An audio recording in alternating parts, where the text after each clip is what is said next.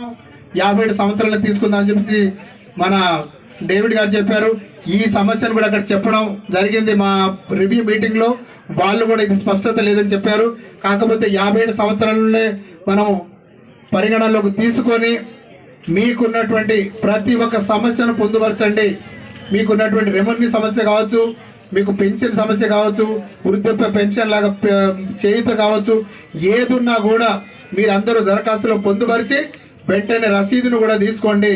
మేమంతా ప్రభుత్వ ఉద్యోగులందరినీ అప్రమత్తం చేశాం.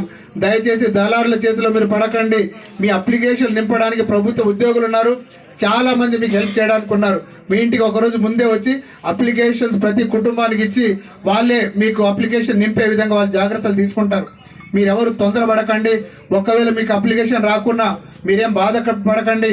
ఎందుకంటే 6వ తారీఖు తర్వాత కూడా మేము ప్రభుత్వాన్ని వినియోగించుకొని ఎన్ని అప్లికేషన్లు మిగిలినా కూడా అప్లికేషన్ తీసుకునే విధంగా మేము చర్యలు తీసుకుంటాం. అలాగే ఒక మంచి పాలన ఇద్దామనే ఏకైక లక్ష్యంతో మేము ఈసారి గవర్నమెంట్లోకి వచ్చాం.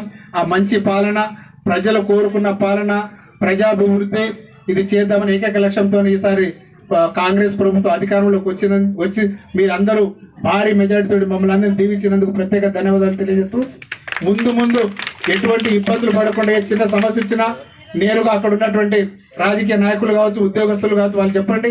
లేదా నా వద్దకు వచ్చి మీ సమస్యలను మీరు ఓపెన్గా నాకు చెప్పండి. మీకు ఎటువంటి నిబంధనలు ఉండవు.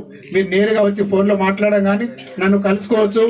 మంచి పరిపాలన ఇచ్చాలని ఏకైక లక్ష్యంతో మేము రాజకీయాలకు రావడం, ఇక్కడ నిలబడ్డాం. ఈ 5 సంవత్సరాలు మనం కలిసిమెలిసి అన్నదమ్ములాగా, మీ కొడుకుల్లాగా నేను ఇక్కడ ఉండి మంచి పరిపాలన ఇస్తానని చెప్పేసి చెప్తూ సెలవు తీసుకుంటున్నాను. నమస్తే.